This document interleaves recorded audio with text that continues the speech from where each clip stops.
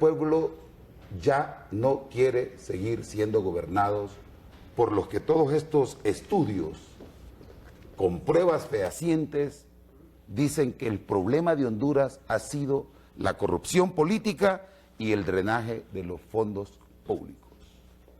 Bienvenido, Salvador. ¿Qué tal, Milton? Mucho gusto estar aquí por primera vez en tu programa, aunque había estado antes de las elecciones, la noche previa a las elecciones estuve contigo también en otra entrevista. Bueno, lo primero que quisiera en este momento es informarle a las personas que nos están viendo que la actividad programada por la Alianza de Oposición contra la Dictadura para mañana a las 11 de la mañana en la cárcel del Pozo, en Ilama, Santa Bárbara, ha sido pospuesta, no cancelada, pospuesta para otra oportunidad, en vista a que la persona que está usurpando el poder, Juan Orlando Hernández, amenazó con que no se permitiría visitas de los familiares de las personas que están privadas de libertad allí. Y nosotros, para no perjudicar eso, porque casi nunca dejan que sus familiares vayan, hemos decidido momentáneamente postergar esa manifestación programada para mañana, domingo 25 de febrero, y la vamos a realizar en otra oportunidad. Y ahondando un poco en lo que tú estás diciendo, esta tarde me parece insólito lo que ha divulgado el subsecretario de Seguridad, a quien yo conocí desde Cipote, porque es hijo de una señora que construyó una casa en el mismo barrio donde construyeron la casa mis padres, un muchacho que se llama Luis Suazo, seguramente que yo lo conocí niñito, hijo de Yolanda Suazo Tomé, Yolanda Barahona de Suazo Tomé, que trabajó mucho tiempo en los gobiernos militares y todo eso. Y él, en ese comunicado que él firma, pero que probablemente no lo escribió a él,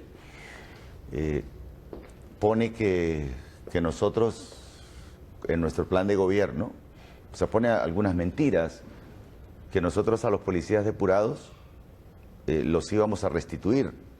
Y yo nunca dije eso, lo que yo dije fue que los policías que fueron depurados tenían derecho a un debido proceso.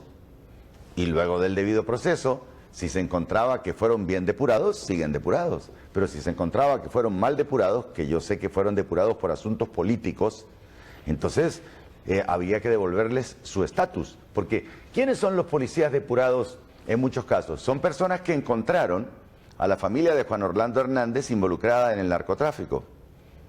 Y al no prestarse al juego, como el caso del exdirector de la policía, Ramón Savillón, fue destituido en el año 2014. Recordamos que fue cuando lo reemplazaron por el señor Villanueva. Entonces, hay muchos policías honestos como Ramón Savillón que fueron destituidos por esa razón. Ese fue el comentario. En ningún momento dije yo que si había algún policía, que obviamente que en todos los órganos siempre hay gente corrupta, los que fueron bien depurados, obviamente que continuarían depurados. Y además, en esa misma nota que salió hoy y que probablemente se encuentra en las redes, este señor dijo que yo había ofrecido en mi plan de gobierno sacar a los presos de las diferentes cárceles. Yo tampoco he dicho eso. O sea, los presos políticos, las personas que fueron injustamente encarceladas, tenían derecho a que se les sometiera a juicio. Y obviamente las personas que no son criminales no tienen por qué estar guardando prisión. Entonces, solo le quiero aclararle a la gente para que no se dejen sorprender, porque a veces, como dices tú, con la avalancha de los medios de comunicación, cada vez menos influyentes, dan a entender cosas que no corresponden a la realidad. Pero yo me siento muy tranquilo y muy contento porque en cada salida que tengo, y anoche fue una salida por prácticamente toda la capital, no sé si te diste cuenta de la caravana que hicimos desde las 5 de la tarde que salimos de la colonia El Sitio y recorrimos el anillo periférico. Y entramos al Hato de en Medio y salimos del Hato de en Medio y luego entramos a la Kennedy y salimos de la Kennedy y después de la Kennedy nos fuimos a Miraflores y de Miraflores nos fuimos al Boulevard Kuwait y al Pedregal y a La Vega y al Boulevard Comunidad Económica Europea y después seguimos por todo el centro. No nos dejaron acceder al Estado Mayor Conjunto, había militares apuntándonos, en el trayecto había gente, francotiradores también listos para hacer alguna fechoría, aparte que nos puncharon las llantas con los miguelitos, que son esos clavos que tienen 4 puntas, que si no te agarra una punta la llanta, te agarra la otra y te poncha, y varias gente salió con los carros ponchados. Entonces, en todo ese recorrido que hicimos ayer, miles de personas, no sé cuántas realmente, pero aparte que la caravana fue muy nutrida, miles de personas salían, y si algún medio de comunicación tiene dudas, lo autorizo para que tome las imágenes que yo publiqué hoy en mi cuenta de Facebook, aunque yo sé que UNETV transmitió toda la caravana en vivo desde las 5 de la tarde hasta casi las 11 de la noche. Terminamos en las Naciones Unidas, aquí en el barrio Los Castaños, en la colonia de Los Castaños. Yo en mi Facebook, lo pueden buscar, el Facebook mío, el original es el que tiene más de 600.000 seguidores, porque hay muchos que han usurpado mi nombre, pero el oficial es ese. Salen 3 transmisiones en vivo que yo personalmente hice en Facebook en vivo, y aparte hoy hice 3 resúmenes, y bueno, me siento muy contento y agradecido, porque muchas personas pensaban que ya la alianza como que bajó los brazos, y nosotros no hemos bajado los brazos, y no los vamos a bajar tampoco, porque esperamos que se hagan elecciones más temprano que tarde este año. No vamos a esperar al año 2021. Tampoco me van a convencer o a enganchar para que yo haga un nuevo partido político, como para decir, bueno, vos seguro que... Hay gente que se me acerca y me dice, vos seguro que ganás, las otras las ganás, barrés. Es que yo barro ahorita, en este momento yo ya barrí, o sea, yo gané ampliamente. Fíjate que he ido a lugares, aparte de los lugares que visité ayer, que había lugares donde había gente pudiente y había lugares donde había gente humilde. Pero ahorita, por ejemplo, acabo de estar en 2 supermercados donde va la gente, la poca gente que en Honduras tiene acceso al dinero porque trabaja o por lo que sea, o porque recibe remesas de los Estados Unidos, y prácticamente todos, absolutamente todos, están con nosotros, me felicitan por lo que estamos haciendo, te piden fotografías, y yo digo, ¿dónde están los del gobierno? ¿Dónde están los nacionalistas? ¿Existen realmente los nacionalistas del lado oscuro? Porque yo respeto a los nacionalistas que no pertenecen a ese círculo de Juan Hernández, que es un círculo de corruptos ligados al narcotráfico. Pero ¿dónde están estos? Porque realmente yo pensaba en algún momento que el Partido Nacional hubiera sacado 500.000 votos. Pero ahorita yo le puedo decir a la gente que me está viendo, votos reales, el 26 de noviembre, reales, del Partido Nacional, no creo que haya pasado de 200.000 votos. Yo estoy seguro que el resto de votos los sacamos con la alianza de oposición o lo sacó Luis Zelaya. Y ellos, obviamente, le dieron los números necesarios para que ganara él, como acabas de explicar tú, que yo tenía una ventaja con el 71% de los votos escrutados, una diferencia a mi favor de 5%. Salvador, obviamente que el reconocimiento de la gente, pues, se pudo ver ayer en las cámaras de UNETV, la gente salía con muestras de cariño, con esperanza. Un cerote es un cero grande. Escribió hoy en uno de esos pasquines que leen 3.000 personas que nuestra marcha había sido cachinflín. Pero bueno, si esos son los cachinflines, entonces, pucha, son bien poderosos los cachinflines porque reúnen un montón de gente. La marcha de ayer, yo te diría que solamente en la caravana podrían haber 5.000 personas en los diferentes carros. Y si se le suma la gente que salió en los diferentes lugares, es mucho más. A pesar de una lluvia provocada, que esto ya lo había hecho Honduras en el pasado en tiempos de sequía, que se inyectan las nubes, y hoy con la tecnología que existe, con el apoyo de las potencias que utilizan eso para lograr lluvias, estoy seguro que ayer inyectaron nubes para provocar lluvia y tratar de que la gente no asistiera a nuestra marcha, pero no lo lograron, porque con todo y lluvia, la gente siempre acompañó en automóviles y salieron de sus casas con todo y lluvia. Sobre ese factor yo quiero dialogar a profundidad. El pueblo no ha bajado los brazos, no les ha dicho que no en cuanto al apoyo, ha reconocido de que no se hayan sentado a dialogar si no era vinculante para analizar el punto fundamental, que es donde yo quiero desarrollar técnicamente, como cientista social, esos números de corrupción, pero desde el epicentro en cuanto a la corrupción política del 26 de noviembre, que aquí todo deja de ser guerra y se convierte en festividad si no se altera ese dato. Entonces, no podemos como volvernos tan aleatorios, y yo es lo que siempre exhorto a los analistas. Aquí hay un problema, y es que cuando yo veo lo del CNA, cuando yo veo lo de la MASI, cuando yo veo lo de Transparencia Internacional, Juan Orlando y este grupo de personas no te entregan el poder porque lo que están ganando es impunidad. Correcto. El problema de Juan Orlando Hernández es que tiene dos motivos fundamentales. Uno de ellos es, él está fichado en los Estados Unidos, no por el Departamento de Estado con el que platica él. Él está fichado por algo que en Estados Unidos es independiente, que es el Poder Judicial. En el Poder Judicial está cuestionado él, su hermano y varios que forman parte del actual gobierno. Y están fichados como narcotraficantes. Entonces, el Poder Judicial de los Estados Unidos, cuando quiere llevarse a un hondureño, no le consulta al Departamento de Estado.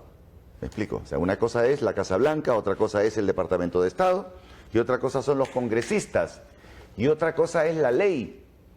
Pues la ley de los Estados Unidos, el Poder Judicial de los Estados Unidos, lo tiene fichado a él. Así como apareció el informe Cachiro, donde lo mencionan a él, a su hermano y a la familia, que por cierto en un caso del CNA aparecen los Cachiros como socios de Juan Hernández. Y eso lo denunció el CNA, aunque no quiso mencionar el nombre de él. Entonces, él tiene ese asunto, que si él entrega el poder, se lo lleva el Poder Judicial de los Estados Unidos, no la embajada, ¿me explico? Sino que esa parte lo pide el Poder Judicial, y el Poder Judicial de Estados Unidos no le consulta a Trump, no le consulta al Departamento de Estado, sino que lo agarra. Pero como presidente de un país no puede hacerlo.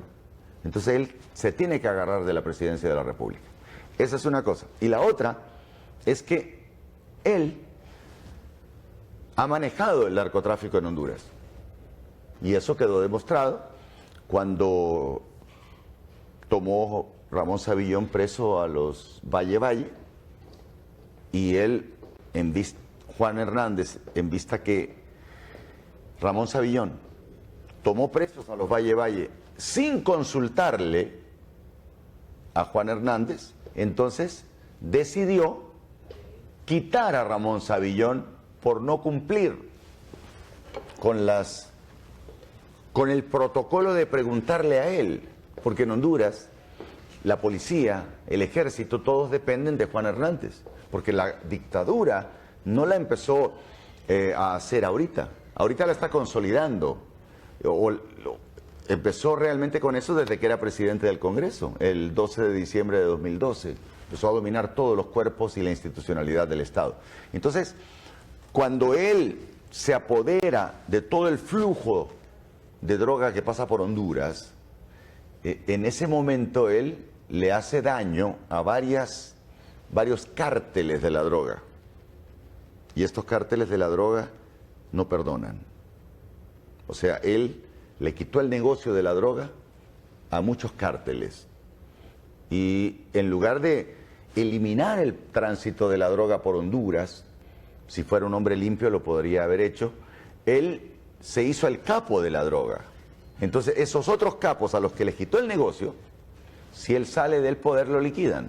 Sabes que eso ya se ha visto en otras partes del mundo. Entonces él tiene esas dos razones: o el Poder Judicial se lo lleva o los cárteles de la droga lo liquidan. Y por eso no deja el poder, más que por seguir siendo presidente de Honduras, que es prácticamente una obligación que tiene, un trabajo que tiene para poder estar ganando impunidad y libertad. Ahora, sobre esos dos aspectos, y que también lo han vertido muchos analistas internacionales, incluso en este informe del CNA salen contratos de la familia Rivera vinculados, tal y como lo has mencionado. ¿Ustedes ven algún desgaste para alimentar la esperanza de una alianza que sigue como teniendo la aprobación de empresarios, pero que están timoratos, ¿cuándo tienen como presupuestado ustedes que ese desgaste que sigue sosteniendo el hilo púdrico de la dictadura podría caerse? Sinceramente, yo esperaría, al ver tanta gente que está en contra del régimen, yo esperaría que en algún momento este hombre caiga. En realidad, en este momento, el señor Hernández, que no es el presidente de la República, y por lo tanto, todo lo que él está firmando, los compromisos que está haciendo, por ejemplo, comprometió los fondos de pensiones de todos los hondureños, ¿verdad? Con el INJUPEN, con el IMPREMA, él utilizó esos fondos, que es prohibido utilizarlos, pero como los medios de comunicación no lo dan a conocer, casi nadie sabe. Pero yo le digo a los que nos están viendo en este momento, si usted cree que cuando se jubile va a tener acceso a dinero, no va a tener acceso a dinero, probablemente tenga acceso a algún bono. Pero le van a decir, ese bono que usted está mostrando aquí para que le demos 8.000 lempiras mensuales de sueldo como pensión, en realidad usted tiene que esperar 20 años para que se lo demos. Y si el hombre tiene 65 años, se lo empezarán a dar o le van a redimir el bono cuando tenga 85. Pero cuando tenga 85, lo más probable, de acuerdo al promedio de vida en nuestra nación, la persona estará muerta. Entonces le digo, señores, nos robaron los fondos de pensiones, los del seguro, los del INJUPEN, los del IMPREMA, todo eso está robado. Te dicen que fueron invertidos en el centro cívico gubernamental. Ajá. ¿Y cómo los puedo yo tener en billete? Porque si yo cuando aporté, usted cuando aportó, cuando le quitaban de su sueldo pisto, se lo quitaban en efectivo, no se lo quitaban en papel. O sea, los papeles son los bonos. Entonces, eso quisiera que la gente lo tuviera claro, que aquí se está estafando y la gente en muchos casos no se da cuenta. Entonces, este hombre le está haciendo un daño enorme a gran parte de la población y los empresarios se acostumbraron a trabajar con corrupción. Y esto te lo digo antes de meterme yo a política, platicando con empresarios a los que conocí cuando eran pobres. Me dijeron, sí, a nosotros nos gustaría trabajar con un presidente honesto. Pero, y en ese caso no me decían conmigo, porque yo ni tenía, estoy hablando del 98, 2000, 2005, yo ni soñaba con meterme a esto. Pero yo les decía, ¿por qué tanta corrupción? ¿Por qué tanta coima? ¿Por qué hay que pagar para tanto trámite? Y me decían, así nos acostumbraron, así hicieron nuestros padres y así hacemos nosotros. Pero si llega un presidente honesto, nosotros nos vamos a regir por la ley y nos vamos a comportar sanamente pagando nuestros impuestos al Estado y no bajo a los políticos como tenemos que hacer ahora. O sea que hoy en día un político quiere que le den una licitación, que le adjudiquen una licitación y pasa pisto por bajo. Un abogado quiere ganar un caso, no tiene que aplicar los conocimientos que le enseñaron en la universidad en leyes, sino que tiene que conocer al juez y pasarle pisto por bajo. Y así terminan ganando los juicios las personas corruptas y ligadas al crimen organizado o ligadas a la corrupción. Adolfo Facusey hizo una expresión que quiero tomarla para hacerla como pregunta. Si los empresarios no revierten esto, estarían haciendo su sepultura. Cuando yo escucho del expresidente del COEP, ¿ha habido algún tipo de negociación en la que, o de aviso en el que te han dicho, baja un poco los niveles anticorrupción para que pueda gobernar de algún sector empresarial? No, sinceramente no he tenido acercamiento ni durante la campaña ni después de la campaña con ningún grupo. La única vez que me senté con empresarios fue el día 4 de diciembre o 5 de diciembre, no me acuerdo exactamente la fecha, una semana después de las elecciones, cuando me reuní con el COEP. Y los del COEP me dijeron, mira, tienen paralizado el país, no hay paso por las carreteras, no está llegando los alimentos, no hay alimentos en las pulperías. Y entonces yo quizá cometí un error diciéndole a la gente que tenía tomadas las carreteras, porque yo soy una persona buena. Entonces yo decía que las pulperías se queden sin leche, que se queden sin comida, es malo para las poblaciones de nuestras personas que viven en lugares del interior, etcétera. Entonces yo digo, dejen pasar la comida, dejen pasar el pisto en efectivo para que puedan cambiar el dinero en los bancos. Y y eso fue la única vez que yo me reuní con ellos. Y no estaba yo solo, fue también fueron otras personas.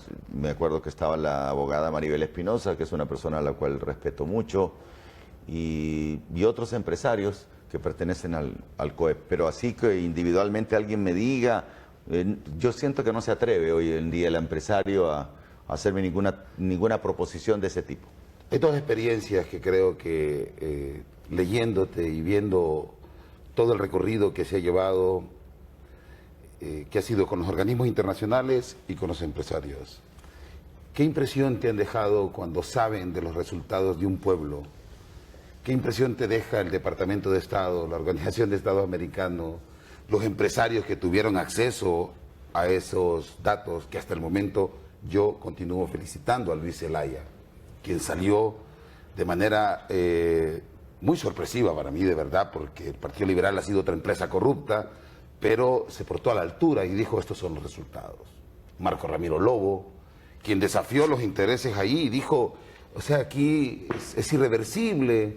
Y luego ver a Arturo Corrales desnudado por la realidad concreta de un pueblo que votó en contra de los corruptos y en contra de la reelección. ¿Qué impresión te han dejado estos organismos a los que fuiste? Mira, con muy buena intención. Te quiero decir algo que no lo he contado antes. El 28, 29 de noviembre nos reunimos secretamente con Marco Ramiro Lobo y con Alejandro Martínez. Y recuerdo que ellos la tenían clarísima. Y con las personas con las que nos reunimos, mira, me dijo: usted ganó claramente las elecciones. O sea, no se la dejen arrebatar. Porque ellos estaban prácticamente a favor de la justicia, de que se declarara ganador a la persona que la gente votó, que era yo, que soy yo. Entonces, bueno, tú ya sabes todo lo que hicieron, pero la pregunta sobre los movimientos, la Organización de Estados Americanos, la ONU, yo en mi ingenuidad, que ya no lo es tanto, pero que lo era, yo dije, pues yo siempre de cipote creía que la Organización de los Estados Americanos, me acuerdo de Galo Plaza y de otros grandes nombres que pasaron por ahí, y la gente de las Naciones Unidas, puchica, Kofi Annan, yo siempre tenía una gran imagen de todas estas celebridades que comandaron estas organizaciones. Y yo realmente pensaba que eran organizaciones legítimas, pero después de la experiencia que tengo, me doy cuenta que no, que en realidad son organizaciones que utiliza la gente que tiene dinero, no la gente que tiene dinero en Honduras, la gente que tiene dinero a nivel mundial, o sea, el dinero del mundo, el dinero que provoca las guerras mundiales, por ejemplo, para poder gastar las armas y seguir produciendo armas y tener imbéciles que se las compren, como Honduras, por ejemplo, que a propósito de imbéciles que se las compren, en el informe de Gabriela Castellanos del CNA del jueves pasado, aparece cuestionado por robo el diputado David Chávez.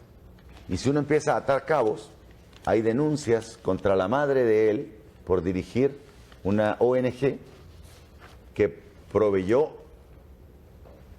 dinero para la campaña de Juan Hernández, la madre de él. Entonces, resulta que este hombre es el jefe, fue nombrado esta semana, de la Comisión de Seguridad. De la Comisión de Seguridad, que es la que decide la compra de armas. Bombas lacrimógenas, fusiles, tanques, etcétera. Entonces, yo sinceramente cuando veo este tipo de suciedad, me asombro. Pero volviendo al punto de la Organización de Estados Americanos y de la ONU, yo te puedo decir hoy, después de haberme reunido con bastantes personas de ahí, que son simples títeres, colocados para jugar un papel, que probablemente no sean malas personas. Yo no creo que a título personal Luis Almagro sea una mala persona, pero a Luis Almagro lo obligan a actuar y a, por ejemplo, generar una novela con Juan Jiménez. Juan Jiménez cometió un pecado, se metió más allá del contrato firmado entre Honduras y la OEA. El contrato entre OEA y Honduras se puede decir de corrupción hasta este nivel. Pero si ya hablamos de este nivel de diputados o Poder Judicial o del presidente de la República, ahí no. Eso está fuera del contrato. ¿Qué es la diferencia entre la misión de apoyo Maxi y la comisión Sisi, que fue la que actuó y metió presos a 3 presidentes en Guatemala? Entonces, Juan Jiménez, antes de irse, dice, hay una red de corrupción de 60 diputados. Después descubre que hay 140 diputados y menciona que está inclusive dentro de estos 140 diputados el presidente del Congreso Nacional, Mauricio Oliva. Entonces lo llaman inmediatamente de la OEA. No es que lo llame Almagro cumple la función de decirle, mira, tenés que venir, viejo. Y lo llaman. Pero lo llama Almagro para comunicarle lo que los superiores de él han determinado. Y los superiores de él son el conjunto de países que integra la OEA, donde hay ciertos países obviamente más poderosos que otros. Y ahí le dice, señor, no me toque al presidente del Congreso porque es un aliado. Es una persona fiel al presidente Hernández. No lo puede tocar. Entonces viene Jiménez y renuncia, pues. Porque prácticamente dice, si no puedo tocar eso, entonces en nada estoy. Y antes yo lo había eso anticipado. Yo no sé si te diste cuenta cuando vino el argentino Manuel Garrido. Sí. Hace casi más de un año, ¿no? Vino aquí Garrido, vio el contrato de Honduras, porque Garrido fue de la CICIG en Guatemala, factor fundamental para encarcelar a Otto Pérez. Entonces, cuando él vio el contrato y vio que no se podía atacar en ninguno de los peces gordos, dijo, aquí no me quedo, y estuvo 3 semanas y se fue para la Argentina. Entonces, ese es el problema. O sea, en el fondo no hay autoridad o no hay voluntad para que esas organizaciones puedan ejercer el poder que realmente necesitamos en Honduras. La que sí lo puede exigir es la CICIG. Por eso, una de las condiciones, cuando yo me uní a la alianza, cuando yo platiqué con Mel Zelaya, le dije, mira, yo voy a pedir la CICIG, eso es básico para mí. Y él me dijo, perfecto. O sea, lo ponemos en los primeros, y lo pusimos de segundo punto dentro de nuestros 17 planes, 17 puntos del plan de gobierno. El segundo era, porque la CICIG solo la puede pedir el presidente de la República. No la puede pedir otra persona. Ojo a eso. Porque la relación con la ONU, de la cual depende la CICIG, es del presidente de la República. Por eso, cuando Luis Zelaya mandó una carta a la ONU a principios de enero, pidiendo que interviniera en Honduras, que después la mandé yo el 16 de enero, nos llamaron de la ONU y nos dijeron, mire, con la carta de Zelaya y la carta suya no se puede hacer nada. La ONU necesita que el presidente de la República mande la carta.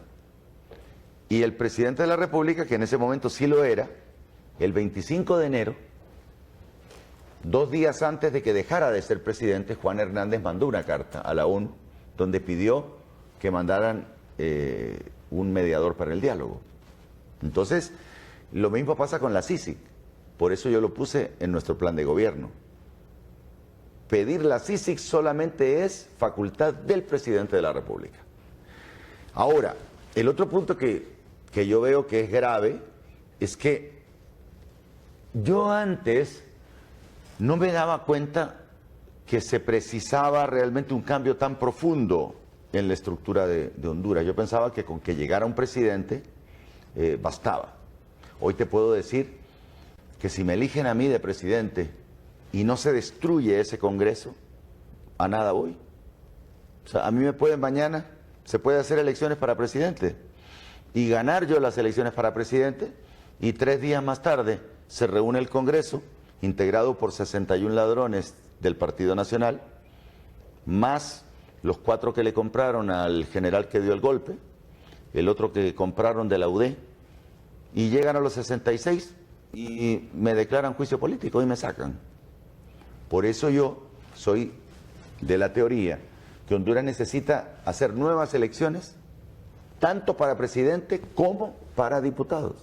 Porque ese Congreso va a elegir en los próximos meses el Procurador General de la República, pronto le tocará elegir el nuevo Tribunal Electoral, en algún momento la Corte Suprema bueno, no ahorita, pero va a tener que elegir al fiscal en este año, en agosto tiene que elegir al nuevo fiscal. Entonces, ¿cómo es posible que un Congreso integrado por Rolando Dubón Bueso, que está mencionado como ladrón por el CNA, David Chávez, mencionado por ladrón, Oscar Álvarez, que ya se fue para los Estados Unidos, y todos los otros delincuentes que integran la bancada nacionalista vayan a tener en sus manos la decisión del fiscal, o van a tener en sus manos la decisión del nuevo Tribunal Electoral? Entonces, tiene que haber un nuevo Congreso. Y me contaba anoche Manuel Zelaya, coordinador de la Alianza, que ellos ya tienen el dato que de los 61, entre comillas, diputados del Partido Nacional, hay 15 que con seguridad están ahí metidos a la fuerza a cambio de sacar a otras personas de otros partidos.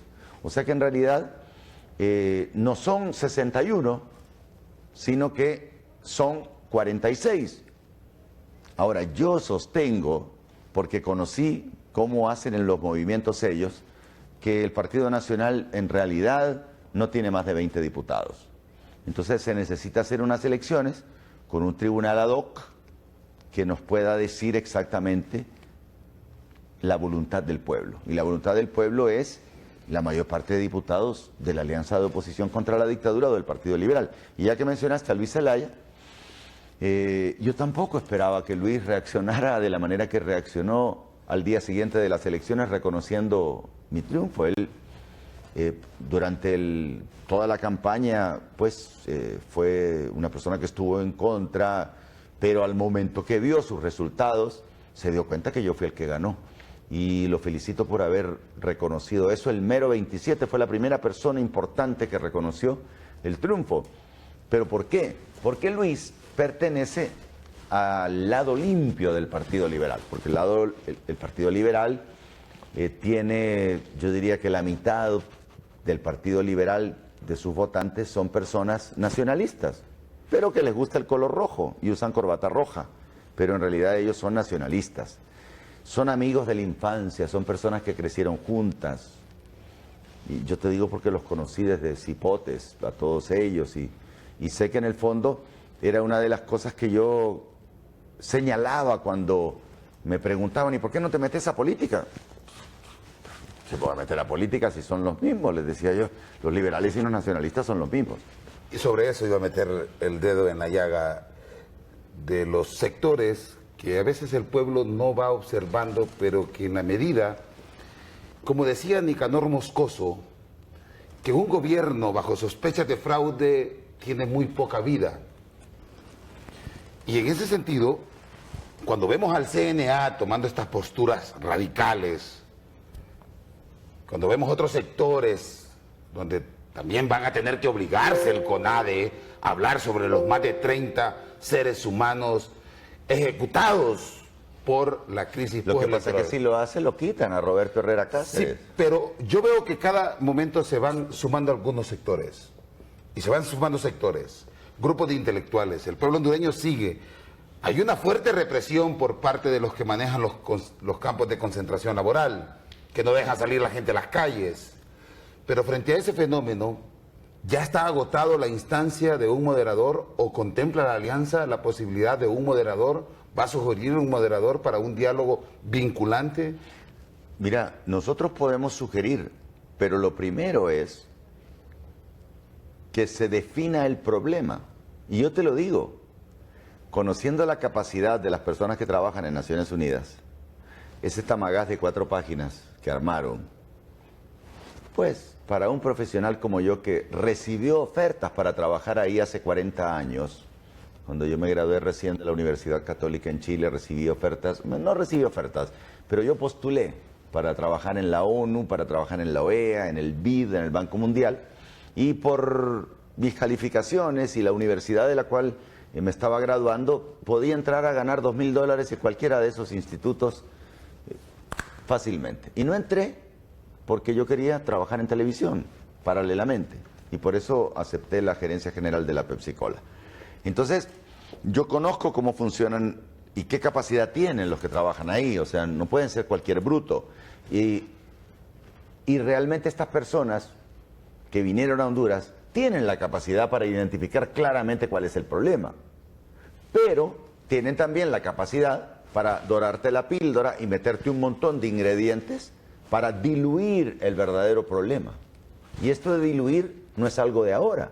En el año 2015, cuando nosotros pedimos la CICIG, que yo la pedí personalmente el 25 de mayo por la mañana en el aeropuerto Toncontín en el 2015, vino Hernández y llamó a un diálogo. Y estuvo reunido con todos estos de ahora, con Omar Rivera, con Carlos Hernández y todos los de la plataforma,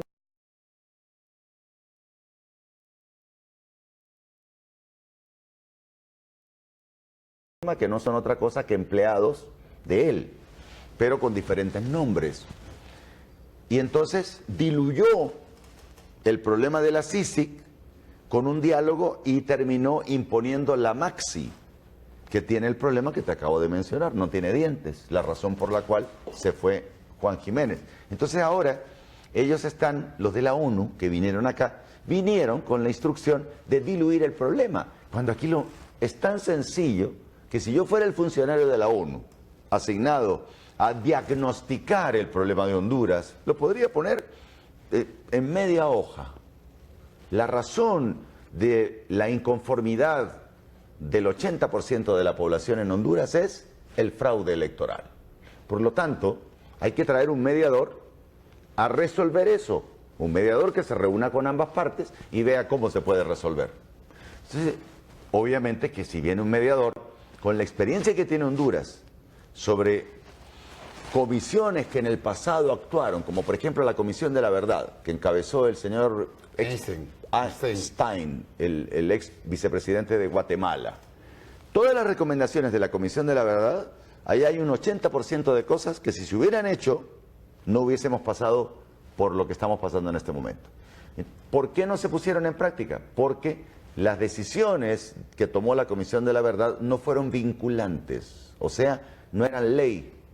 Y eso es lo que estamos pidiendo en la alianza, que si viene un mediador, lo que se decida conjuntamente con el mediador, no lo que vaya a decidir el mediador, sino que lo que el mediador acuerde con ambas partes sea vinculante.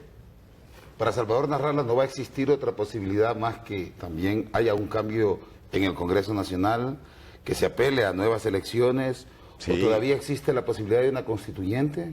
Claro, o sea, si solamente aceptaran, por ejemplo, elegir presidente, no tiene sentido. Sería preferible inmediatamente llamar a una constituyente, porque con este Congreso, Honduras está condenado al fracaso y el presidente que asuma la presidencia con la putrefacción del Congreso y la que señaló el CNA, que uno de los 15 magistrados está cuestionado también en los casos de corrupción presentados el jueves pasado. Y eso ya me parece el colmo. ¿Y por qué? Porque ese magistrado, nosotros nos opusimos a ese magistrado. Que es de lo penal, Olivio Rodríguez. Sí, o sea, yo no sé, quizá uno cuando está fuera de la política escucha, pero o será que uno como está metido la mira más clara, entonces la entiende más fácilmente. Pero yo le quiero recordar a la gente que nos está viendo hoy en un ETV, que a propósito creo que estoy en mi Facebook reproduciendo el programa también en vivo, y saludo a la gente que nos está viendo. ¿Por qué se rompió el PAC? ¿Cómo rompieron el Partido Anticorrupción? Con dinero. Cuando se estaba eligiendo la Corte Suprema, nosotros presentamos a personas como Waldo Rivera Portillo y otros profesionales. Odalis Nájera, me recuerdo que también. Odalis, el otro día me encontré de casualidad con un abogado, que olvido su nombre, un delgado, alto, que fue el que no estuvo de acuerdo con el asunto de la reelección y por eso lo marginaron. Pues escogimos, no 15 santos, pero escogimos los 15 que nos parecía que podían servirle más a la patria. Pues justamente fue esa Corte Suprema que eligió Juan Hernández, o sea, es una corte hecha a su medida. Él personalmente se fue a instalar al Congreso. Me di cuenta, si yo asistía a todas esas votaciones, que se necesitaba 86 votos. Él compró a 4 diputados del PAC. Cada uno del PAC recibió 12 millones de lempiras. Cada uno. Después me di cuenta que los de Libre, que se vendieron 8, recibieron 18 millones de lempiras por nuca. Y después, más tarde, ya en campaña, me di cuenta que hubo un diputado de los liberales del lado oscuro que se vendió, recibió 44 millones de lempiras por el voto número 86. Entonces, cuando vos te das cuenta de eso, o sea, y te aparece que uno de los que puso Juan Orlando Hernández está señalado, creo que en el caso de los cachiros, ¿no? Sí. Entonces, ¿tenemos o no tenemos razón cuando decimos que el presidente y sus, ¿cómo se dice? Achinchicles. Achichincles. Achichincles están en el negocio del crimen organizado y del narcotráfico. Entonces, no podemos dejar de mencionarlo. Ahora yo digo, ¿en qué mundo vive los organismos internacionales? Si yo fuera, mira, lo que hizo Juan Jiménez, yo lo celebro porque dice, señores, yo no puedo continuar y por eso renuncio en un país donde veo la pudrición y no me dejan combatirla. Entonces mejor se fue. Eso es celebrable. Ahora, antes de partir, Juan Jiménez, y ahí quiero articular 2 preguntas, y Fito Facusé dice que está a punto el pueblo de bajar de todos los barrios, caseríos, porque el hambre es insostenible y aparte que es imposible gobernar contra el 80 o más de las personas en contra. Y otra parte que dice Juan Jiménez Mayor antes de salir, la Maxi, aún ya saliendo, daremos una sorpresa al pueblo. Pero más allá de eso, que ya sabemos y nos ha caracterizado bien, hay corrupción en el Ejecutivo, hay corrupción en el Legislativo, hay impunidad garantizada por la Corte Suprema de Justicia, y ese desgaste que dicen los expertos se irá agudizando. ¿Salvador se va a sostener sin dialogar hasta que no sea presidente? ¿Dialogar con quién? ¿Y en qué términos? O sea, sentarse a dialogar simplemente por sentarse a dialogar, si no se sabe para qué me voy a sentar a dialogar, o sea, aquí el problema es uno. O sea, la gente está reclamando por el fraude electoral. O sea, si eso no tiene capacidad la ONU ni la OEA para poderlo decir, yo los reto a todos estos funcionarios de la OEA y de la ONU, porque todos son comparados conmigo cipotes, pues. Yo sé lo que ellos tienen que hacer. Si yo hice, en mis estudios hice un montón de evaluaciones y todo, y es claro poder enfocar el problema. Ese es el problema que tiene Honduras. Obviamente que también está el problema de los derechos humanos que se están violando y que los queremos resolver. Pero el punto clave para que se deje de violar los derechos humanos es resolver el fraude electoral. Porque a la gente que están matando y violando los derechos humanos es gente que reclama porque no le fue respetado su voto. Entonces ya es un problema secundario que muy bien celebramos, y por eso la carta que mandamos, celebramos que las Naciones Unidas esté interesada en una comisión independiente para resolver el problema de los derechos humanos. Comisión independiente, no tiene nada que ver con este diálogo. Este diálogo con un mediador tiene que ser sobre el fraude electoral. Hoy en día, para mí, la capacidad de la gente de la ONU y de la OEA, en comparación con lo que yo sé que ellos deberían tener, está por los suelos. O sea, yo no los contrataría. Yo, evaluador de personal, no los contrataría para ninguna chamba, porque no me muestran en sus informes la capacidad para poder identificar el problema. No lo pudo identificar. Bueno, el que mejor lo identificó fue Almagro, porque Almagro es el único que puso que no se puede determinar un ganador porque hay 34 páginas de irregularidades detectadas por la misión de observación. Con más de 186 países que no tienen ni mandaron representante ejecutivo al Estadio Nacional el 27 de enero, Sí. que no tienen relaciones comerciales con Honduras. Y con un estadio blindado, a mí a 3 kilómetros del estadio me lanzaron gases lacrimógenos cuando nos intentamos una marcha. Pues Son O cosas... sea, por eso voy con esa pregunta. Y el COEP, que también sabe quién ganó, serían estos sectores que conocen de la verdad y separaría al señor Zelaya, Luis Zelaya, quien dijo, aquí está, podemos hacer cotejo de actas, también lo tiene el COEP, a quien se le transmitieron los datos.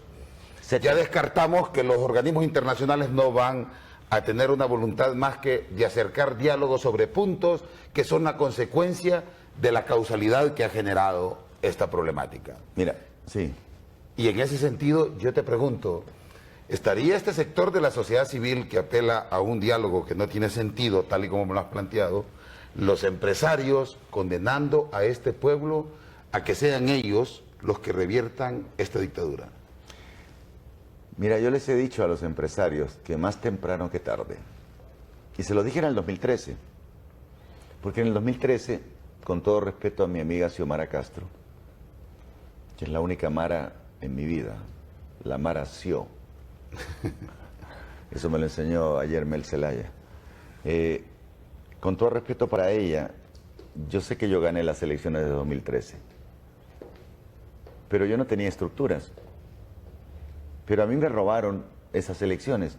Y en una conversación justamente con el actual dictador, en aquel momento él tácitamente lo aceptó. Y los empresarios de Honduras también lo aceptaron. Y me hicieron reunirme con él. En noviembre, 6 días después de las elecciones. Lo único que le pedí yo fue que no me robara más diputados.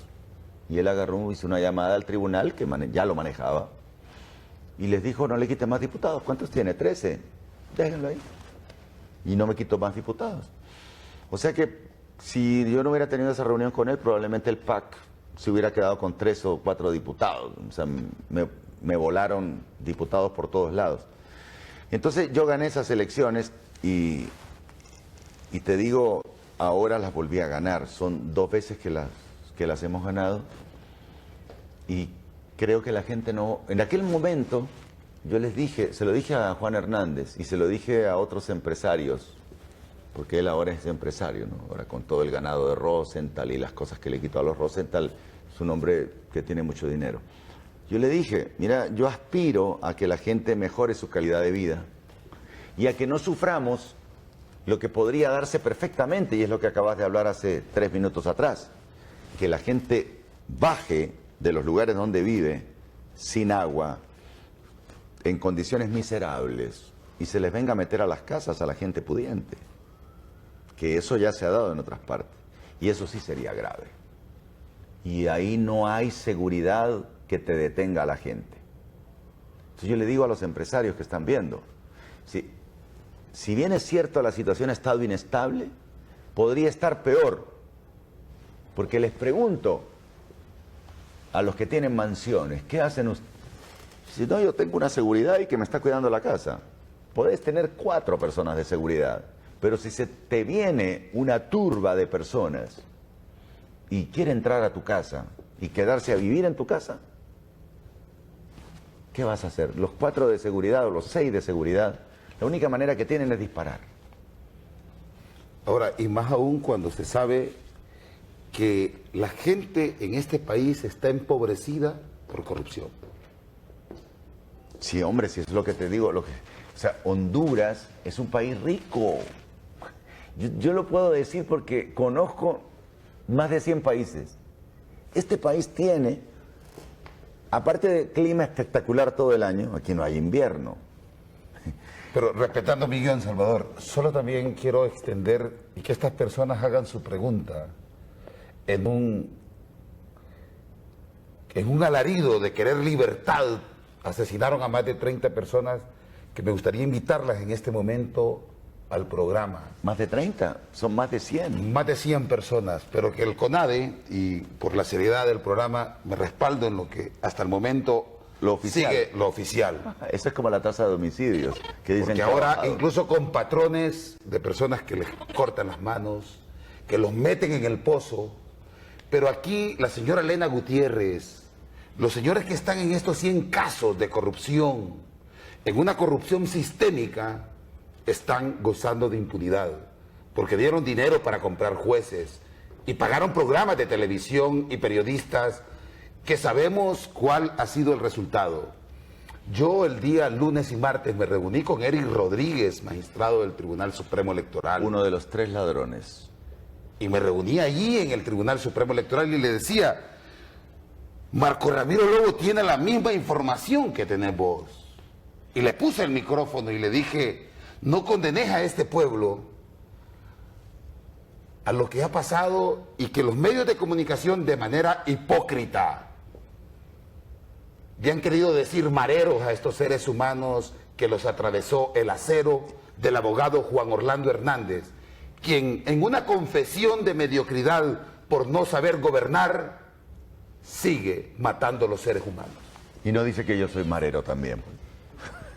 Imagínate. Sí, pero esos aspectos locoides del señor Hernández, esos aspectos esquizofrénicos que me pareciera como que usara droga, a mí... Hombre, porque yo veo con mucha seriedad este país. El que trafica puede ser que la quiera probar o que la utilice. Eso es casi siempre los que trafican consumen. No estoy acusando, porque en ese aspecto... Sí, porque a vos te editan las cosas y ya después das una hora de entrevista y sacan 1 minuto. Sí. Pero yo quiero que el mundo, las personas que nos están viendo, Aristegui, a Pedro Brigger, quienes tenemos ese compromiso mundial de esta red de comunicadores e investigadores, yo dejo la siguiente pregunta para la gente que nos está viendo con este video que sintetiza a lo que un vulgar funcionario vinculado a corrupción dice que son mareros. Estos seres humanos que se indignaron porque el único momento donde se le convoca a la población para vivir en democracia es una vez a cada 4 años. Y ya no van a volver. Si la gente no creas que va a estar, si le volvés a hacer un proceso con un tribunal de esos, con la gente corrupta de ahora, la gente no va a ir a elecciones más. La gente ya perdió la esperanza de las elecciones, que eso es lo peor que le puede pasar a un país, que la gente ya no cree en sus instituciones. Si la gente me ve por la cara, si a usted no lo ponen de presidente, no volvemos a elecciones. Y ahí sí que está fregado porque ya se perdió totalmente la institucionalidad. Cuando la gente deja de pagar impuestos, cuando la gente deja de enviar remesas, deja de creer en todo, deja de pagar la energía y ya se vuelven prácticamente reaccionarios y reclaman por todo. En las Fuerzas Armadas, siempre respeté a las Fuerzas Armadas, pero cuando me doy cuenta que están dándoles título a personas que no les correspondía por su antigüedad, que se están pasando por encima promociones y que el expresidente Hernández colocó a gente familiar y amiga de él en los puestos de comandancia, y cuando me doy cuenta que la policía militar prácticamente desplazó a la Policía Nacional, ayer en nuestro recorrido pusieron así barricadas con gente que tenía los protectores y estaban listos apuntando. Pero yo les veía los rostros a los que no andaban cubiertos, yo les veía los rostros de que ellos no son malas personas. O sea, a los que ponen ahí con los protectores y todo, yo les haría un llamado y les diría que realmente están siendo dirigidos por delincuentes. Y que en cualquier momento, en lugar de apuntarle al compatriota que apareció herido en estas imágenes, producto de las balas del ejército y de la policía militar, perfectamente su conciencia les puede dictar darse vuelta y dispararle al tirano que les está dando las malas órdenes en contra del pueblo, porque toda esta gente que está dentro del ejército y de la policía, gente humilde cuyas familias pasa hambre también. Por mucho que les aumenten el sueldo a ellos, sus familias son familias pobres, son familias que arrastran una pobreza no solamente de su familia inmediata, sino que del padre y del tío y del hermano. Por mucho que les mejoren el sueldo a ellos, no les van a mejorar la situación económica familiar, que es una situación que los números no engañan. O sea, internacionalmente tenemos el 68% de gente pobre, o sea, de cada 10, 7 son pobres. Y le digo a los empresarios, porque los empresarios que manejan el billete se quejan, por ejemplo, y dicen, puchica, dice, hay algunos que han diversificado y venden en Costa Rica, venden en Guatemala, venden en El Salvador. Y se dan cuenta que en Guatemala, especialmente Costa Rica y en Panamá, los mercados son mucho más grandes que el mercado de Honduras, o sea que pueden vender mucho más en Costa Rica, en Panamá, en Guatemala, que en Honduras. Yo, como profesional que soy, les puedo decir, ustedes pueden vender más en esos lugares porque en esos lugares hay clase media. La clase media tiene acceso al dinero, producto de su trabajo. En Honduras, ustedes han permitido a políticos corruptos gobernar para que cada vez haya menos clase media, para que cada vez haya más gente pobre. Y esa gente pobre termina no consumiendo más que lo elemental: churros, frescos, leche. Pero los demás productos, incluso para alimentarse bien, no los consumen.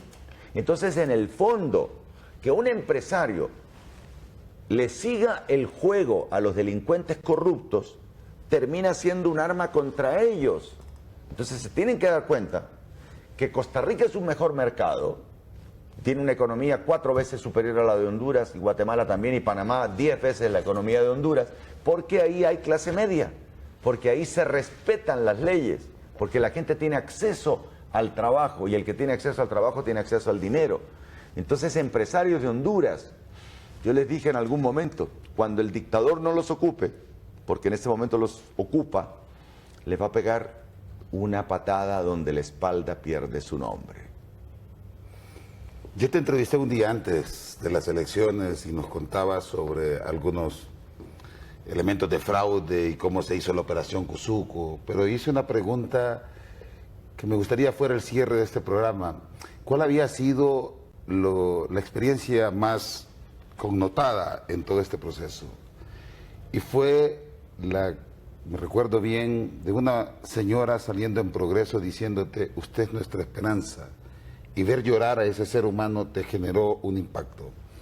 En este momento, Salvador, después de haber sufrido el robo de las elecciones, de continuar todavía el pueblo con el epicentro de este problema en el punto más álgido, con estos carteles de corrupción señalados con una valentía como la de Odir Fernández, a quien felicito. Igualmente yo. Con todo este obstáculo aún por darse esa materialización de ese rostro de esa señora, ¿cómo se encuentra Salvador Narrala? Es que no es solamente una persona. O sea, yo te mencioné en aquel momento un caso. Fueron muchos casos de personas que yo veía en sus ojos, y muchas veces con lágrimas como esta señora, que miraron en mí una esperanza. Y en cada momento, post elección, sigo viéndolo. Y lo veo en personas que tienen acceso a lugares, a compras. Hoy recién en 2 supermercados. O sea, usted es nuestra esperanza. O sea, usted es la persona en la que confiamos para salvar el país. Y realmente me siento comprometido, porque es importante, y yo creo que te lo he dicho en algún momento, que mi lucha no es una lucha personal. Mi lucha es una lucha por convicción. O sea, yo no supe ahora que en Honduras se hacían mal las cosas. Yo lo supe hace muchos años y lo empecé a comentar en el programa de deportes que tengo todos los domingos. O sea, yo sé lo que pasa en Honduras. Son ladrones. Bueno, una vez me ofrecieron ser alcalde. No me acuerdo quién, pero me ofreció ser alcalde. Y le dije: mira, sinceramente yo no quiero meterme a robar. No, no te preocupes, me dijo, vos podés ser un alcalde honesto. Pucha, le digo, qué bien. Lo que sí te advierto es que tenés que permitir que los que te rodean roben. Pero vos mantenés tus manos limpias, vos no robás. Solo tenés que permitir que los que te rodean roben. Por favor, viejo. O sea, que a mí me pidieron que me metiera de alcalde para que yo no robara y mantuviera limpia mi conciencia, pero que permitiera al vicealcalde y a los que le rodean que sí robaran. Yo no estoy para eso, yo no me metí para eso. Por eso la gente me mira, una señora hoy me dice en el súper: pucha, lo veo alegre. No le afecta el hecho de que le robaron las elecciones. Y me lo decía contenta, como felicitándome. Y le digo: no es que no me afecte. Por supuesto que me afecta. Lo que pasa es que yo lo que quiero es resolver el problema del país. Mi problema personal, mi vida personal está resuelta.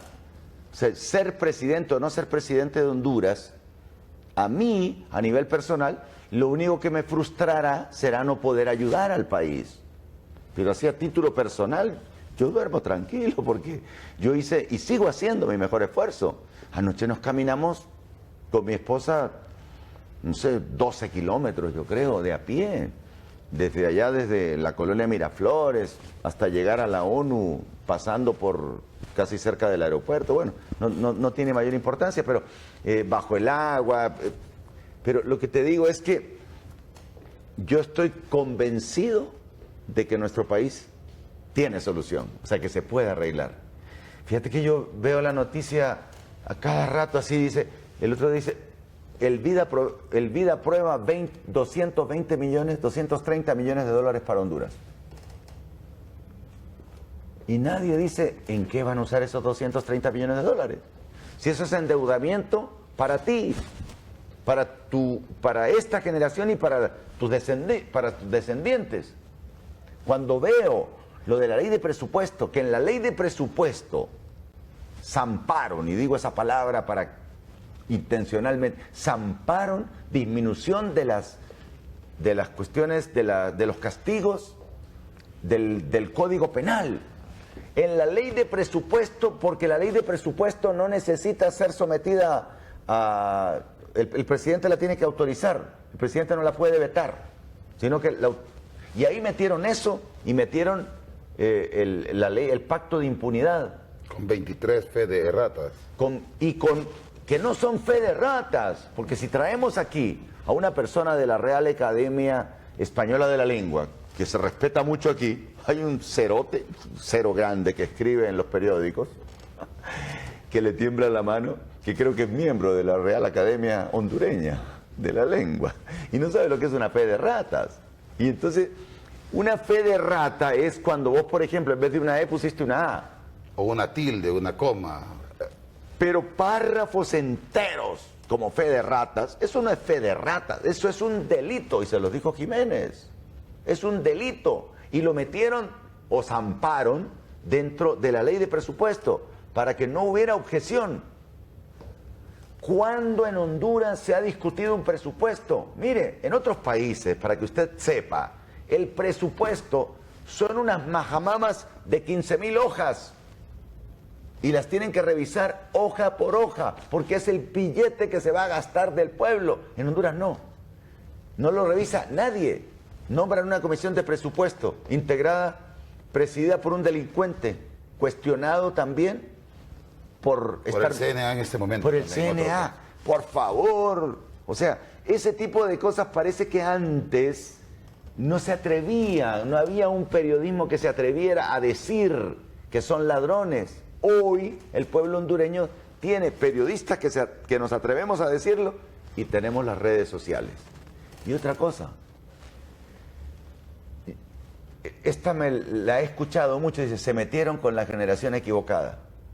Esa frase me gusta mucho porque esta generación, no la mía ni la tuya, pero la generación que nació a partir de 1985, que hoy los mayores tienen 33 años, de los 33 hasta los 18 años, y los que van a cumplir 18 años, esa es la generación equivocada. ¿Por qué? Porque vive y creció en el mundo del Internet, donde tiene acceso a la realidad de la situación en que vive inmediatamente a través del Facebook, a través del Internet. Entonces, esa es la generación equivocada. En 1980 o 90 no teníamos Internet. Entonces nosotros nos dejábamos llevar por lo que decían los periódicos o por lo que decía la televisión. Entonces estábamos prácticamente secuestrada nuestro cerebro a la información que nos querían instalar en la mente. Ahora, ahí quiero hacer una pregunta y hablando con Aristegui, que vive el mismo fenómeno. Con Carmen Aristegui. El otro día me entrevistó, ¿lo viste, no? Sí. Igual, ayer entrevistó a Julio Arbizú, quien dijo una frase muy interesante para el pueblo hondureño. Todos los procesos van generando este tipo de resultados positivos. Hoy somos un pueblo que ya conoce el nombre y apellido de los corruptos, de cómo tu pobreza tiene autor intelectual. Y es por quien después te va a comprar el voto con una bolsa solidaria. Sin embargo, en México también se vive lo mismo, con un imperio mediático sosteniendo corrupción. Pero yo intercambiaba un pensamiento con ella y le decía algo que te quiero preguntar. ¿Cuánto le cuesta al pueblo hondureño, porque es del impuesto del pueblo hondureño, y por qué los medios, que nunca tuviste enemigo porque has sido un periodista exitoso, pero ahora tienes una cantidad de enemigos, ¿por qué ese dispositivo, y tú que manejas muy bien eso de las exoneraciones para los medios de comunicación, por qué construir esas verdades y esas enemistades? Pero para que el pueblo pueda entender por qué es que no se traduce, por qué no fue titular lo del CNA. Sí, eso Es una vulgaridad grandísima. Pero en los medios que no fue titular, que son los medios escritos, yo te digo hoy en día, con todo respeto lo digo, porque en realidad es un documento que te queda. O sea, el periódico es un documento que vos podés recortar. Y yo experimenté esto desde que empecé a trabajar en publicidad, que la gente siempre prefería el periódico, el empresario timorato, porque en el periódico pagaba por un anuncio en aquella época 1.500 lempiras y bueno, aquí están mis 1.500 pesos, los veía publicados, los ponía debajo de la almohada y dormía feliz. En cambio, el spot que valía 8.000 lempiras, no lo veía, no podía dormir con él. Entonces, pucha, prefería gastar en periódico, pero hoy en día, por ejemplo, yo ayer, y te lo digo, me siento muy orgulloso, yo ayer alcancé 1 millón de personas con 3 transmisiones que hice de la marcha, de ayer, de la caminata, iba transmitiendo, yo por eso salgo con el brazo levantado, que no piensen que estoy pegándole aletazos a la gente, sino que estoy filmando la gente que viene atrás, la gente que viene adelante. Alcancé 1 millón de personas. ¿Qué medio de comunicación, salvo UNETV que anda en estos eventos también, alcanza 1 millón de personas en Honduras? Y yo no soy medio de comunicación, yo solo soy Facebook en vivo. Entonces, ¿qué pasa? Contestando tu pregunta, ¿qué pasa con el empresario? Juan Hernández, a través de su asesor, este delincuente que se viste de negro, Rendón. JJ Rendón. Sí. Armó desde 2010, que se apoderó del Congreso, fue armando un file de los principales grupos económicos de Honduras. Y los investigó en detalle. En qué negocios estaban, si pagaban impuestos, en qué robaron, ¿me entendés? Entonces, cuando un empresario se pone así, yo soy bien fuerte, ajá, ¿qué pasa? Entonces aparecía Hernández y decía, mira, aquí está, viejo, sos evasor de impuestos. Entonces, la mayor parte de empresarios en Honduras se acostumbró a evadir impuestos. Los abogados en Honduras, la mayoría no pagan impuestos. ¿De acuerdo? Y el abogado que usurpa la presidencia en este momento tampoco paga, nunca pagó. Ahora dicen que tiene 2 casas en Estados Unidos y una para la hija en Taiwán. No lo sé. El asunto es que no puede justificar lo que tiene, porque no pagó impuestos por ese pisto. No sé cómo le llegó, porque un abogado puede ganar mucho dinero con el 3% de una escritura y cosas por el estilo. Entonces él, de esta manera, los agarró a todos los empresarios. Cualquier empresario que se le subleva le dice, bueno, ahorita a unos empresarios, porque creyó que me habían apoyado a mí, no les permitió que hubo una concesión de energía eléctrica. ¿Te diste cuenta? Un contrato recientemente. Ok, pero creyó erróneamente, por una amistad de miles de años, creyó que me habían apoyado a mí, no me apoyaron a mí. Entonces no les adjudicó, porque eso lo deciden de acuerdo al apoyo que le dieron para su campaña electoral. Entonces no les permitió adjudicación de los megas que adjudicaron recientemente. Entonces a todos los empresarios los agarró por la parte económica. Entonces cuando había alguno que no tenía problemas con evasión de impuestos, entonces ahí estaba fregado.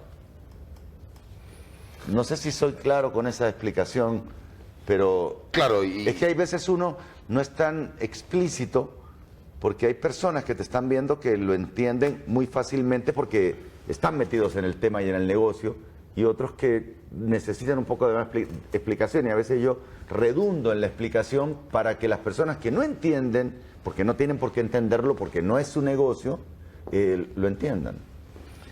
Y frente a ese fenómeno y también el ataque que tenía para con algunos medios de comunicación que somos una expresión independiente y esto de lo de las redes sociales, donde...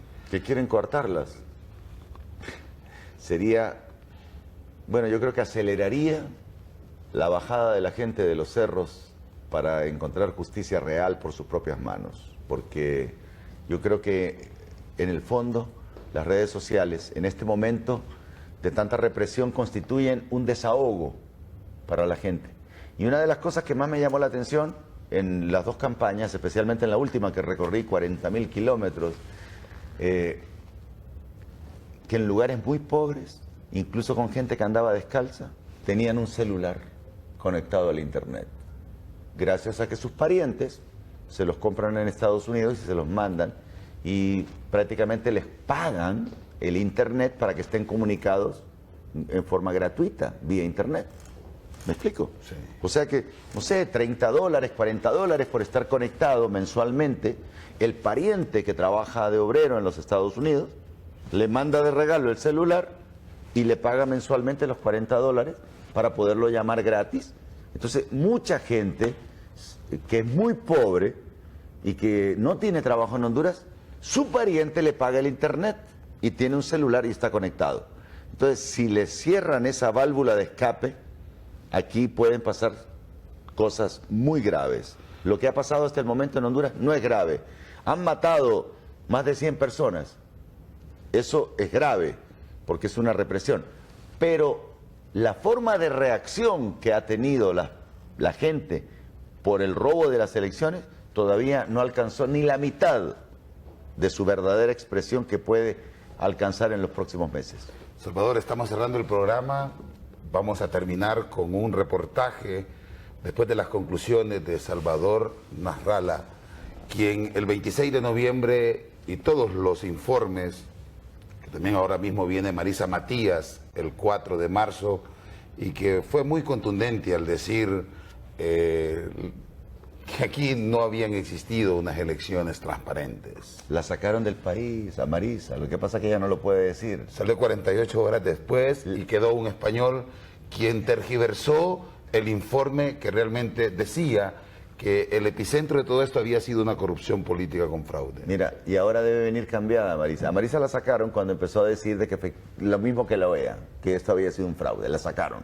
Lo mismo hicieron con este señor Jiménez, lo obligaron a renunciar. O sea, cuando aparece una persona que es medianamente decente y que quiere aplicar la verdad, la quitan, la obligan a renunciar. Ahora, vamos a terminar con ese reportaje del Colegio Médico de Honduras, de Suyapa Figueroa Eguiguren, quien ganó los 20 puestos y quien ahora mismo la sociedad también está viendo como esperanza que el Colegio de Abogados pueda revertir esas estructuras de dominio que ha tenido por parte del oficialismo y se están unificando para apoyar a Marco Ramiro Lobo, a quien las hondureñas les evitó que pasara después de las 2 de la mañana el primer informe. Y les tuvo que decir, bueno, si no voy a salir yo. Solo con eso es una vergüenza mundial, hombre. Se gastaron no sé cuántas decenas de millones de dólares. Esa compañía del peruano Teddy, gran delincuente, hombre, esa compañía Dale Bukanovic, no sé cuánto. Oye, si habían ofrecido, yo tengo los informes grabados, donde ofrecieron que lo más tarde era las 9 de la noche. Oye, no se puede caer un sistema 640 veces. Mira, el sistema electoral era más seguro que el sistema de los bancos. ¿Vos crees que en los bancos se va a perder la información como la perdieron estos? No existiría. Y que el ecualizador económico te va a quitar tus cuentas a vos y me la va a dar a mí. Mira, cuando uno tiene esos sistemas son tan caros porque tiene un espejo aquí y tiene un espejo, si hay un problema en Honduras, tengo un espejo aquí en Honduras. Pues se arruina está y se puede ver inmediatamente. Y si se arruina hay un espejo fuera de Honduras, que lo tenían en Miami, este peruano Teddy, que se robó 15 millones de dólares. Y quien le dijo a un periodista de HCH que tú eres el ganador. Sí, Andino. Sí, hombre. Entonces... Ahora, pero ya sabiendo todo esto, Salvador, y con un pueblo que continúa saliendo a las calles, con un pueblo que continúa teniendo esa esperanza, como dices, en el supermercado, en la casa, en el pueblo, en los caseríos, ¿Qué se le puede decir como mensaje final frente a este fenómeno de pobreza, de miseria y de corrupción que está viviendo? Que la lucha continúa. O sea, que la lucha ni mucho menos se ha bajado los brazos. Porque yo sentí que en las últimas semanas, como que ya todo el mundo dice, bueno, ya pasó, tírate para las próximas elecciones. Yo no estoy ni pensando ni en un partido político nuevo, ni pensando en que yo ganaría las próximas elecciones. No, porque es un sistema corrupto. En Honduras hay que reformarlo todo, todo. Hay que hacer nuevo Congreso, nueva justicia, nueva presidencia. Y mientras tanto, seguiremos exigiendo que haya nuevas elecciones. Porque ya descubrimos que es imposible, porque ya lo instalaron a este tipo, es imposible que vengan y me digan, ok, usted quédese. No, la solución sería, vamos a nuevas elecciones. Pero no con ese tribunal de delincuentes como David Matamoros, Eric Rodríguez y Saúl Escobar, que a propósito, creo que es hijo de él, el que mencionan acá, Saúl Escobar Puerto, ¿es hijo de él? Sí, que está en el mismo acto de corrupción con doña Rosa Elena de Lobo. Oh, por favor, yo sé que yo no sabía que este señor era Yo cuando miré esas diapositivas, digo yo, porque a mí me duele cómo muere la gente de hambre. Yo sé que Matamoros es delincuente, porque me encontré el otro día con los del Comité Olímpico, fue tesorero del Comité Olímpico hondureño, ¿sabías?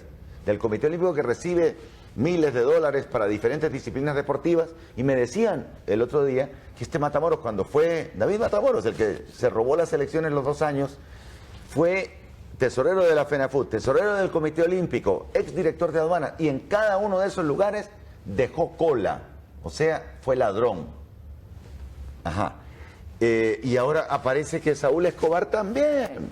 O sea, ¿cómo podemos continuar con estos delincuentes de cuello blanco? Y Eric Rodríguez también estuvo 16 años en el Congreso.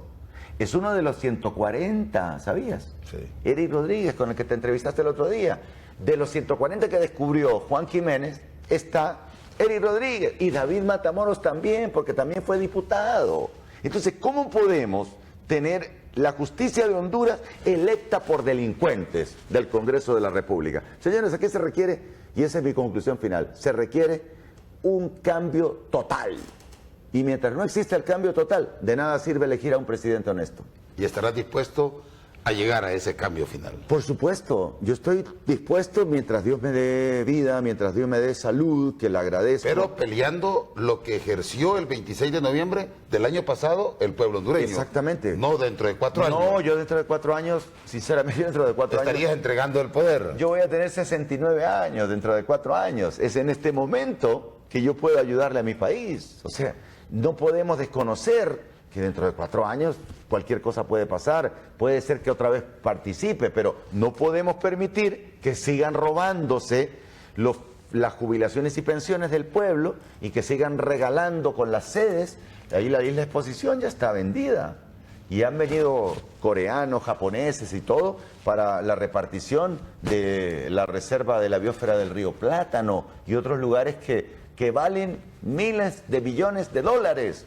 Y que Honduras los tiene comprometidos y en muchos casos lo que se llama bono soberano porque está a costillas de la soberanía del pueblo. O sea que si no tenés billete para pagar, pagás con pedazos de terreno. Tierra, por los cuales Honduras ya tiene más de 3.000 kilómetros cuadrados concesionados, que ya no son de él, producto de esas líneas de corrupción a las que Juan Jiménez Mayor también estaba investigando con el señor Rigoberto Cuéllar en el proyecto de Aguasarca. Muchísimas gracias, gracias a Salvador. Un placer, felicidades sentiste? por el perro amarillo, nunca supe por qué se llama el perro amarillo, pero... Es para vivir un poco fuera del convencionalismo, de ese periodismo donde te bajan por el apuntador de algunos colegas que les dicen eso no lo puedes decir.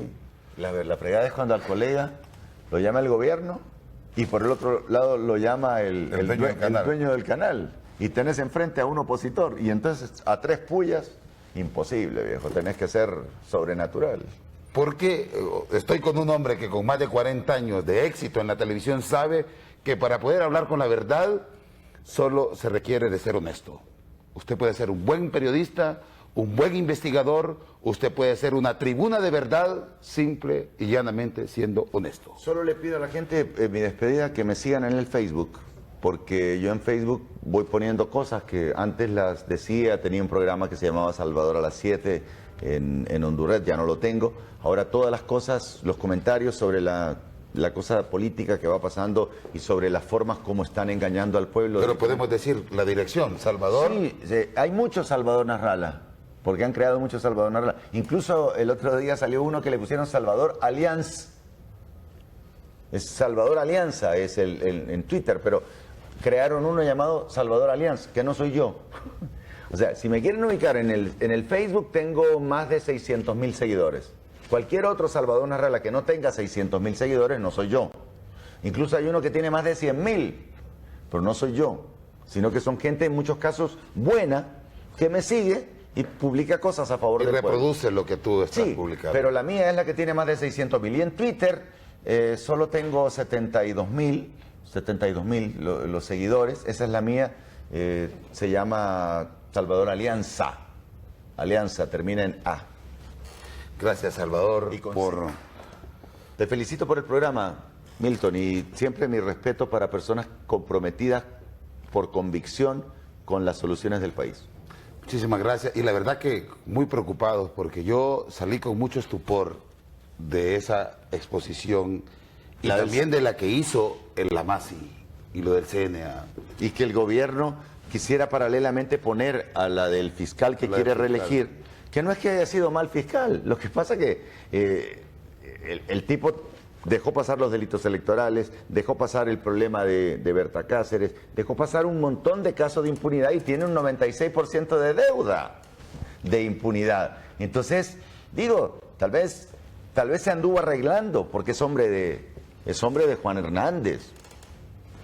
Ahora, si tú tuvieras, voy a robarme un par de minutos para ajustar lo del video final, que lo han estado pidiendo las personas que nos siguen fuera de las fronteras, donde la doctora Figueroa explica por qué se volvió negocio enfermar seres humanos y por qué la corrupción de las droguerías y de los laboratorios y por qué en cada circuito de los semáforos, de las gasolineras hay farmacias y en los hospitales no hay medicamentos y por qué hay un presupuesto superior al de salud en armamentismo, un país que no tiene guerra más que con las personas que estamos en contra de la corrupción.